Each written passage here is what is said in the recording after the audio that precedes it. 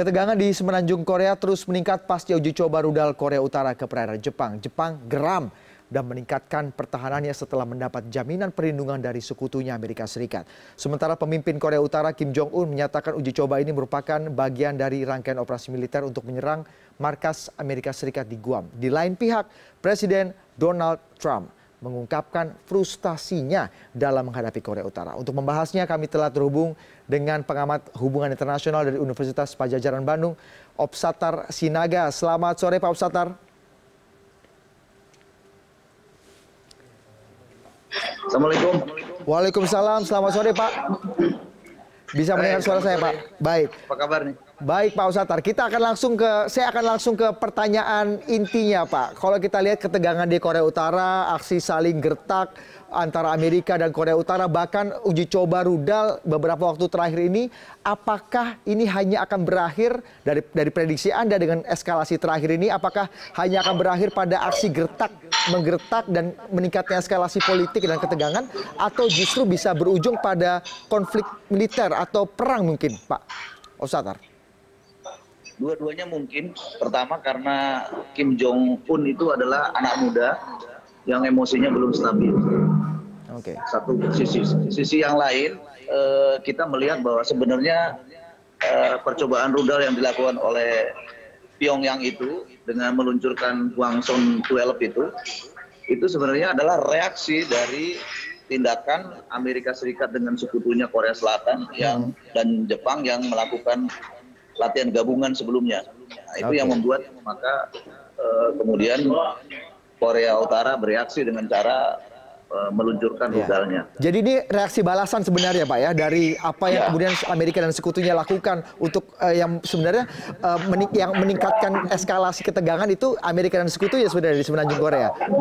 Ya, dari awal Amerika Serikat sudah mulai merancang sebuah gerakan melalui PBB dengan melahirkan resolusi PBB di tahun 2016 yang mengarah pada upaya untuk menghambat Korea Utara mengembangkan nuklirnya. Nah, kemudian dari situ sudah mulai muncul eskalasi ketegangan. Ya, kemudian reaksi itu berujung pada latihan gabungan dan kemudian ditanggapi oleh Kim Jong-un dengan cara meluncurkan rudal Hwasong 12.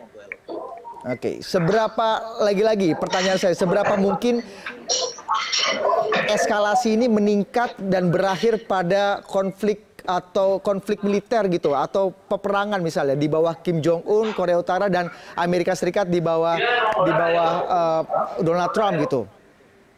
Saya kira dua-duanya sama-sama tidak punya tingkat emosi yang stabil ya, antara Donald Trump dan juga Kim Jong-un.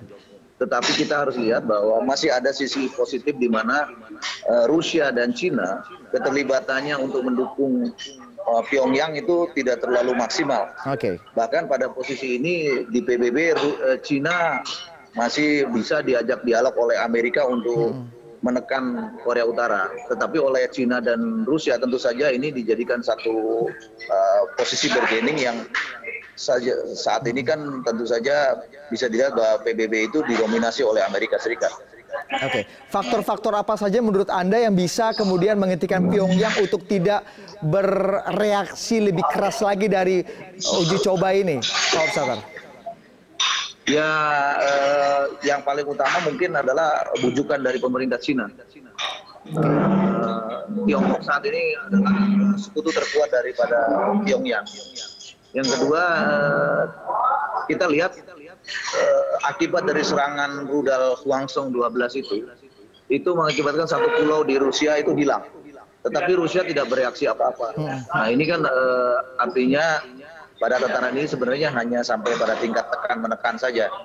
Dan kita memang lihat bahwa ini kalau melihat dari kekuatan rudalnya, ini rudal balistik yang cukup tinggi ya, yang bisa digunakan untuk antar benua. Dan roket balistik tersebut secara kekuatan militer itu disebut oleh kekuatan militer disebutnya medium long range, yang punya kemampuan untuk bisa berlari secepat sekitar 800 km per jam dan kemudian memiliki donasi akurasi yang hampir mendekati 100%.